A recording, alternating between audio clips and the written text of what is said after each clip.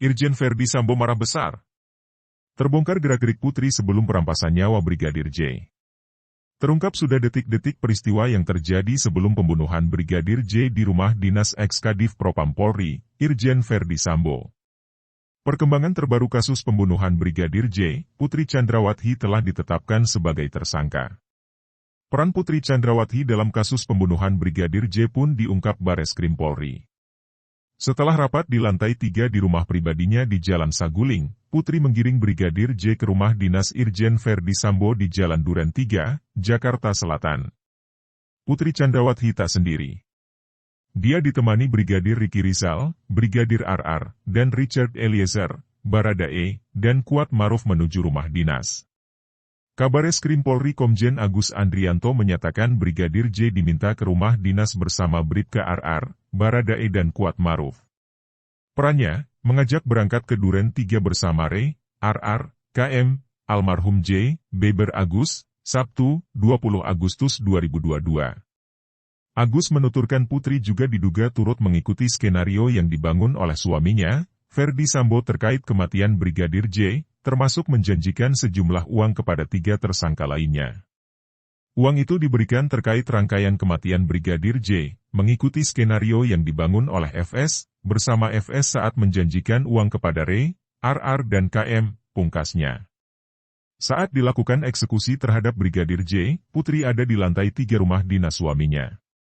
Putri ada di lantai 3 saat Ricky dan Richard ditanya kesanggupan untuk menembak almarhum Joshua, kata Agus.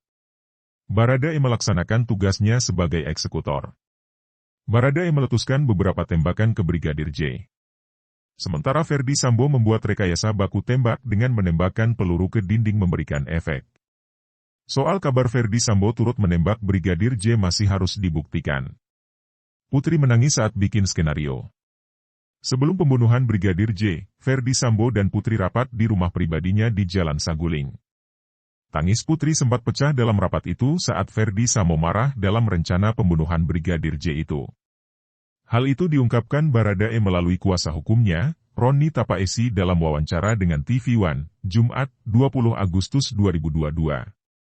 Rapat di rumah pribadi itu digelar beberapa jam sebelum eksekusi.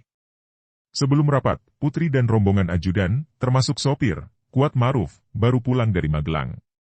Jadi memang, ada proses waktu di lantai 3, ketika klien saya dipanggil ke dalam suatu ruangan meeting, ruangan rapat, bahwa ternyata memang sudah ada Ibu Pisi ini membicarakan mengenai tentang almarhum Yosua, kata Roni Tapaesi. Kata Baradae, rapat mereka berlangsung sangat singkat. Roni menyebut kliennya tanpa motif. Dalam hal rapat persiapan eksekusi Brigadir J itu, Baradae hanya menerima perintah eksekusi. Ia tidak ikut dalam perbincangan perencanaannya.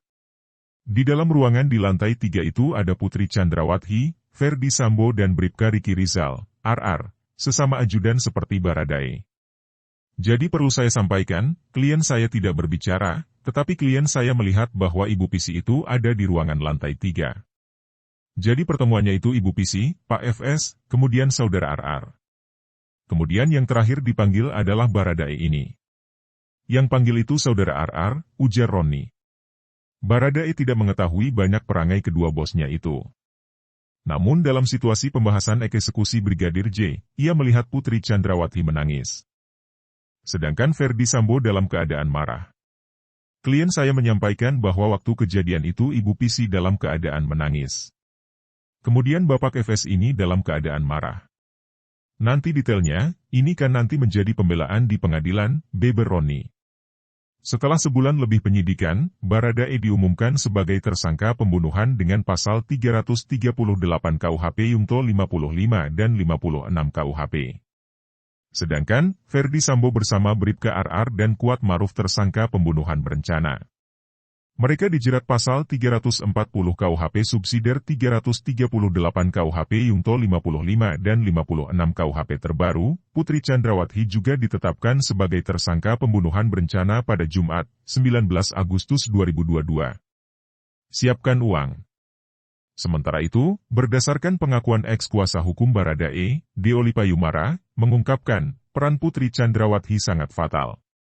Dia diduga bertugas menyiapkan uang tutup mulut bagi 3 tersangka yakni, Barada Richard Eliezer, Ray, Brigadir Ricky Rizal, RR, dan Kuat Maruf. Menurutnya, uang akan diberikan oleh Putri Chandrawati sebulan kemudian kepada para tersangka saat kasus tewasnya Brigadir J di rumah dinas Irjen Verdi Sambo dihentikan penyidikannya oleh polisi. Jadi Miss X ini adalah ibu Putri Chandrawati sendiri.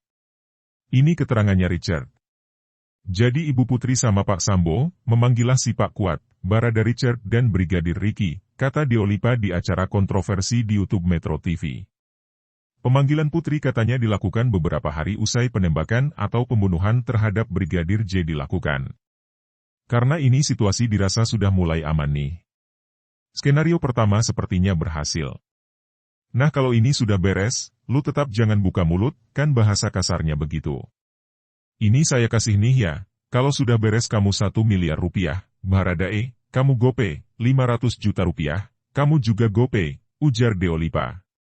Terpisah, pengamat hukum dari Universitas Indonesia, Ganjar Laksamana mengatakan, penerapan pasal 340 KUHP terhadap Putri Chandrawati sejalan dengan konstruksi kasus pembunuhan Brigadir J yang selama ini dilakukan oleh tim Sus Bareskrim Polri sebab, Putri meskipun bukan eksekutor pembunuhan, dia ada di lokasi kejadian dan turut merencanakan pembunuhan atau mengetahui rencana pembunuhan itu. Pasal 340 bisa dikenakan kalau terlibat perencanaan pembunuhan karena ada kehendak. Kata kuncinya karena dia punya kehendak atau kepentingan atas kematian itu, kata Ganjar dilansir dari YouTube TV One. Menurutnya, penyidik cenderung menerapkan pasal 340 KUHP Yungto pasal 55 dan pasal 56 KUHP karena ada pelibatan orang lain. Ada yang berencana, ada yang dilibatkan atau terlibat dalam alur rencana. Buktinya, pihak-pihak yang terlibat menjalankan tugas yang diberikan oleh pihak yang merencanakan pembunuhan Brigadir J, lalu peran Bu Putri di mana? Orangnya mungkin bisa jadi tidak melakukan apapun, tapi kalau dia punya kepentingan atau menyetujui atau mendorong tindak pidana, dia bisa dijerat pasal 340 atau pasal 338, ujarnya.